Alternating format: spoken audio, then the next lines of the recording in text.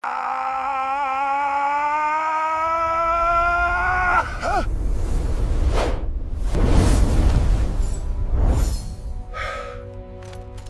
happened to me?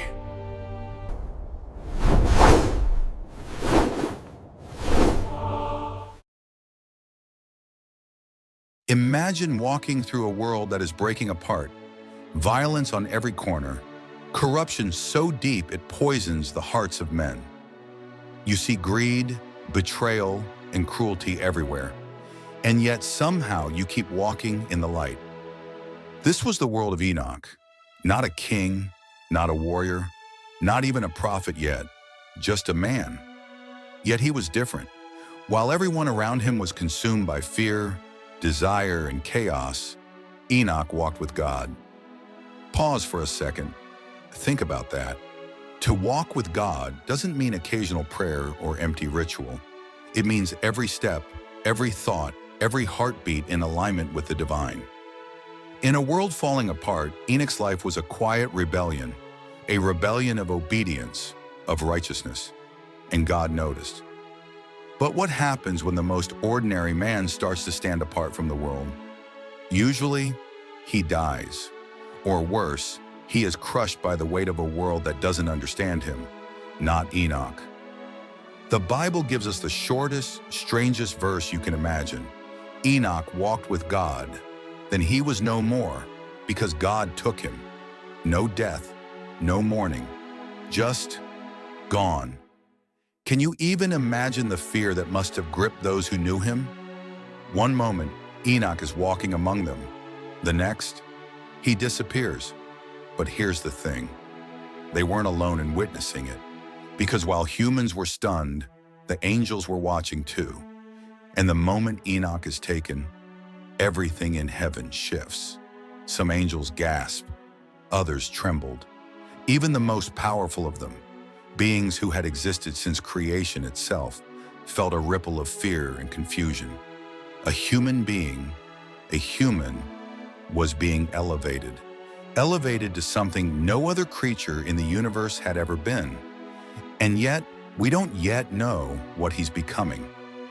Here's the question that will haunt you as you listen. Could a human survive standing in the pure presence of God?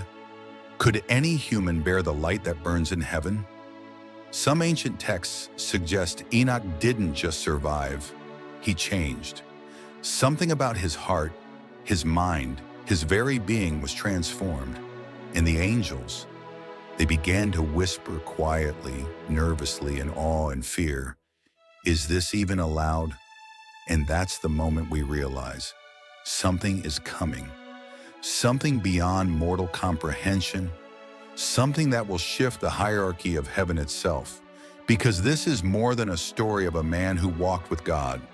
This is the story of a man who became Metatron. But before he becomes the most powerful angel to ever exist, before he sits at the right hand of God, Enoch must enter the realm of the impossible. He is about to face a force, a presence, a transformation that will test every fiber of his human soul. And you might be asking yourself, if I were him, could I survive? Because that is exactly the question that will echo through the rest of his journey. Enoch vanished from the earth, but that was just the beginning. Imagine it. One moment, you're breathing the air of a corrupt, chaotic world. The next, the very fabric of reality shifts around you. Light pierces through everything. Time stretches and bends. And suddenly, you're somewhere else entirely. Enoch steps into a realm no human has ever walked before. Heaven in its raw, unfiltered form. Not the peaceful, ethereal images we imagine. This heaven is alive, breathing, watching, pulsing with energy so intense it could consume a mortal instantly. The moment Enoch enters, the angels notice him, not just as a curiosity, but as something unprecedented. They whisper, they shift. Even the most powerful archangels feel a shiver of doubt. A human? Here? How can this be? Imagine being one of them, Imagine seeing a being who once walked the dust of earth, now standing in a realm where light has weight and sound has form. Every glance is judgment. Every movement is a ripple of power. And Enoch, he feels it all: fear, awe, confusion. Yet beneath it, there is a calm he has never known before. Something deep in his soul is anchoring him, holding him steady against the tidal wave of divine energy. But heaven doesn't welcome him gently. The air burns, the light sears. The very presence of God presses down like a weight you could never imagine. And in that moment, Enoch faces the first test of transformation. Could a human bear this? Could any being survive this? He feels his body stretching beyond its limits, his mind expanding in ways that feel terrifying and exhilarating all at once. And the angels watch, some stepping back in fear, some leaning forward in curiosity, some even trembling in awe. A few whisper among themselves, "What is God doing? What is he making of him?" Because this is not just a human being entering heaven. This is a human being becoming something else entirely. And then it happens, a surge of light, a sound like 1,000 voices speaking at once. And Enoch realizes that he is no longer fully human. Something about him has shifted. His body is brighter, his senses sharper, his very essence vibrating with divine power. And yet, there is fear, because he is still human enough to know he could fail, he could be destroyed. Here's the terrifying truth. In that moment, heaven itself is watching him like a jury. Every angel, every force, every being is waiting to see if this human can survive the impossible. And this is where the suspense truly builds. Because if Enoch survives, if he stands, he will no longer be just a man. He will become Metatron. But if he fail, not even the angels can save him. His soul would be torn apart in ways the human mind cannot imagine. So ask yourself, imagine standing in his place. Would you survive being consumed by the presence of God? Would your soul hold together under the weight of eternity itself? And this is only the beginning, because as Enoch trembles under the gaze of heaven, the angels start to whisper, debate, and even fear him. They have never seen a human survive this. They have never seen a mortal stand in the presence of God and not burn. And some even begin to question the hierarchy of heaven itself. Could it be that this human, once a man of dust, could rise above them all? Could it be that he will outrank even the greatest of angels? Because when the transformation is complete, nothing in heaven will ever be the same again. The moment Enoch stands in heaven, trembling but unbroken, something extraordinary happens. The angels, beings who have existed since the dawn of creation, creatures of unimaginable power, look at him and feel something they have never felt before. Fear, not just awe, not just respect, but pure, unfiltered fear. Imagine it. Thousands of angels, wings shimmering with divine light, each more powerful than any human could comprehend. And now, here stands a mortal, a man, on the brink of outranking them all. Whispers ripple through the heavenly host. This is not right. A human elevated above us?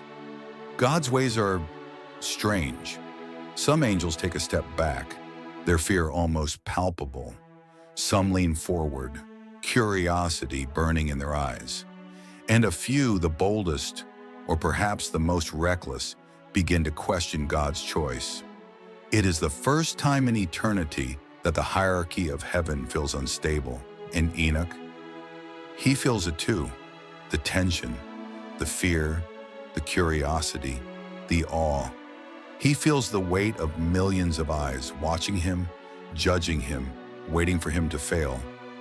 And yet, in the midst of all this, he begins to realize something astonishing. He is not afraid, not fully, not completely. He is human, yes. His heart races, his mind reels, but a fire burns inside him, a fire of purpose, of destiny. And then the murmurs grow louder. He will become more than us. God sits beside him. Why? Does he know what we know? Can he see what we see? Even the archangels, some of the oldest and most revered beings, exchange uneasy glances. You see, Enoch is human, but the transformation has begun. Slowly, imperceptibly at first, his presence changes the atmosphere.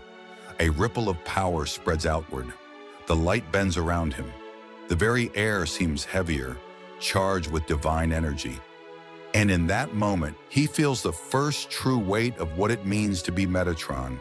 Not just power, not just knowledge, not just glory, but responsibility so immense that even angels fear it. And here's the terrifying question that hangs in the air. If a mortal can rise above the angels, what will stop him from becoming the most powerful being in creation? Because now the whispers are no longer just warnings. They are plots. Metatron emerges. The air trembles. Heaven itself seems to hold its breath. Every angel, archangel, seraph, cherub pauses mid-motion, wings frozen, eyes wide, hearts pounding. Enoch stands alone, trembling, but in that trembling is something else. A spark, a pulse, a heartbeat that is no longer entirely human. And then it happens. A surge of light, blinding, impossible light, erupts from him. Not from above, not from below, but from within. It burns yet does not destroy. It illuminates heaven, bending the very colors of the divine realm. Enoch screams, not in pain, but in the shock of transformation. His human form stretches, reshapes, and dissolves into something far greater. His body becomes radiant, yet solid. His eyes burn with a light that seems to see the past, present, and future simultaneously. And the angels feel it. Some stagger back, some bow instinctively, some whisper prayers they have never dared to speak before. Even the archangels, creatures who have commanded armies, who have battled demons, who have stood in the very presence of God, are shaken to their core. Because the impossible has happened. A human has become an angel beyond angels. And now he has a name. Metatron, the voice of God whispers, or perhaps the universe itself whispers it. The syllables carry weight, power, and authority. Every angel feels it echo through their being, reverberating in their wings, in their hearts, in their very souls. Metatron, the Prince of the Presence, the voice of God, the scribe of heaven. And yet, he is still aware of what he was. He remembers being human. He remembers the earth, the dust, the fragile heartbeat of mortality. And it is that memory, that humanity, that allows him to carry the weight of heaven without breaking. The angels can barely comprehend it. Some fear him, some revere him, some simply stare, paralyzed by awe. A ripple passes through the host. He knows everything. He sees everything. He is above us all. And in that moment, Metatron feels the first true weight of his power. He is no longer a man. He is no longer just an angel. He is the bridge between heaven and earth, the guardian of divine law, the scribe of every action, thought, and word. Yet with that power comes a terrifying awareness. He sees every flaw in humanity, every sin, every betrayal, every secret desire. He sees angels questioning God's decisions, whispers of rebellion in shadows, the trembling of worlds beneath. And he understands with terrifying clarity that every choice he makes now carries consequences unimaginable. And still, he stands, he rises, fully formed, fully radiant, fully Metatron. And the angels cannot look away. Some begin to bow, some begin to whisper, and some, those few who have ambition, pride, or envy, begin to plot. Because if a human can rise above them, if a mortal can become this, then nothing in heaven, or perhaps even on earth, is safe from the weight of Metatron's presence? And here's the question that grips every listener. If a human could become this powerful, this divine, would you stand in awe or would you fear him? Because Metatron is no longer just a story. He is a force, a presence, a being whose very existence challenges the rules of heaven. And the suspense is far from over, because now that he has emerged, the real test begins. Metatron stands, fully transformed, fully radiant, fully aware. And yet, the most profound power he now possesses is not in his light, not in his strength, not in the awe he inspires among angels. It is in his knowledge. For Metatron is the scribe of heaven, the recorder of all things, the keeper of every act, every word, every heartbeat across humanity, every sin, every triumph, every whispered prayer. And he feels it, the weight of it. Imagine seeing every human life simultaneously, every joy, every sorrow, every secret thought. Imagine feeling the triumphs and failures of billions of souls like your own heartbeat. Imagine knowing everything that has happened and everything that will happen. This is Metatron's burden, and with it comes a strange kind of loneliness. Even in a realm full of angels, he feels isolated, for no other being can carry this knowledge. No other being can see the tapestry of creation as he does. And that is the first test of his heart. Because power alone does not define a being. Knowledge alone does not shape destiny. The heart must endure. And Metatron's heart, once human, once fragile, once mortal, is now stretched across time itself. The angels watch him work. Some are awed, some are uneasy, some whisper, "How can one being hold all this? What will he do with it?" And the weight of that question presses on him. For Metatron sees humanity in a way that no angel has ever seen it. He sees both the darkness and the light. He sees the sins that make mortals despair, but also the tiny sparks of hope that could change everything. And he begins to wonder, should I intervene? Should I act? Or should I simply record? The very act of observation, he realizes, is a responsibility heavier than the strongest weapon or the most radiant light. And yet, it is also what makes him extraordinary. For while angels are beings of immense power, they do not experience time as humans do. They do not feel the weight of mortality. They do not understand how fleeting and precious life can be. But Metatron, he remembers.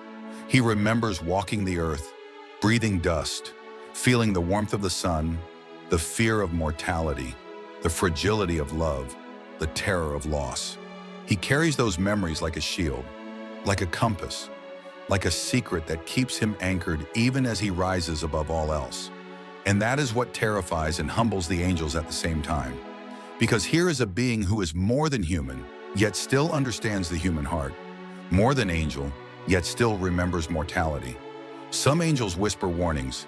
Will he remain loyal to God, or will he pity humans too much? Will he bend the rules of heaven for them? And the tension grows, because knowledge without wisdom can be dangerous. Power without restraint can be catastrophic. And Metatron now has both, and the angels are beginning to realize it. But he does not act yet. He observes, he learns, he measures, he records. Every human life is a story. Every story is a thread in the vast tapestry of creation. And Metatron watches over it all, his mind stretching across the heavens, his heart carrying the echo of humanity. And you, listening to this, begin to feel it too. That weight of watching, knowing, and carrying the secrets of the world. It is awe-inspiring, terrifying, and utterly human at its core. And that is the true drama of Metatron. Not his power, not his wings, not his light. It is the responsibility he bears alone, a responsibility no one else could endure. Because with every recorded word, every observed action, every choice he witnesses, he asks himself, what would I do if I were human again? Could I bear this weight? And that question, that tension, will follow him as he takes his next steps. For standing at God's right hand is one thing, but guiding creation, recording history, witnessing the entire human story, without losing your heart is another, and that is the challenge that will define him for eternity. Metatron does not just float among the angels. He does not merely shine with divine light or record human history from afar. He sits beside God, and that is something no other angel has ever done. Think about it. Not near the throne, not on the floor beneath it, not standing in the back of the heavenly host. Beside it, the throne of God, the source of all light, all power, all authority, glows with brilliance so intense it could obliterate mortals on sight. And yet Metatron is there. Angels pause in awe. Some bow instinctively, unsure whether it is reverence, fear, or both. Some whisper in astonishment, their voices trembling. Why him? A human, a former mortal, at the side of God? How is this allowed? And there it is, the suspense that grips heaven itself. The question every angel secretly fears to ask, does he outrank us all? Because the answer is yes. Metatron is not just an angel. He is the voice of God, the scribe of every deed, the bridge between the mortal and divine. He holds authority no angel can touch. Even Michael, the warrior archangel, and Gabriel, the messenger of God, recognize it instinctively. And yet, there is tension. Some angels feel jealousy, a dangerous emotion in a realm built on order and hierarchy. Others feel fear, for they understand that Metatron sees things they cannot. The future, the hidden motives, the secrets of humanity and angels alike. And Metatron, he does not gloat. He does not assert power. He sits quietly, fully aware of what he now represents. The throne of God is not his own, but the weight of proximity gives him insight, authority, and responsibility unlike any other being in existence. He can intercede, guide, or warn. He can observe the unfolding of history in real time. He can discern the hearts of angels and humans alike. And even the slightest whisper of rebellion or betrayal is visible to him. The whispers grow louder among the heavenly host. A human at the right hand of God. What does it mean for us? If he can judge, guide, and intervene, where does our authority begin and end? Could he someday challenge even God's commands? And the suspense lingers because the angels know the truth. Metatron's presence changes the rules of heaven forever. He is not just a messenger. He is not just a warrior. He is the eye and the voice of God, the being who holds the strings of creation while still remembering what it is to be human. And that is terrifying, because imagine the tension if you were one of them. You have existed since the dawn of creation, your power unmatched, your loyalty unquestioned. And now a former mortal stands above you, sitting beside the source of all power. Would you bow? Would you rebel? Or would you tremble in awe, uncertain if even your loyalty matters? This is the pivotal moment. The moment when heaven itself realizes that a human has altered the balance of the cosmos. And yet Metatron does something the angels do not expect. He does not wield his authority like a weapon. He does not flaunt his knowledge or power. Instead, he waits, he observes, he records, he protects, and in doing so, he becomes more terrifying than any weapon or army, because even the most powerful angels cannot predict him. And the most dangerous question of all hangs in the air. If Metatron can see everything, know everything, and sit at God's side, what will he do next? Because knowing and observing is one thing, intervening is another, and the whispers among the angels grow darker. Some speak of loyalty, some speak of fear, some even speak of rebellion. The stage is set for Metatron's role not just as a scribe, but as a guide, judge, and silent force in the universe.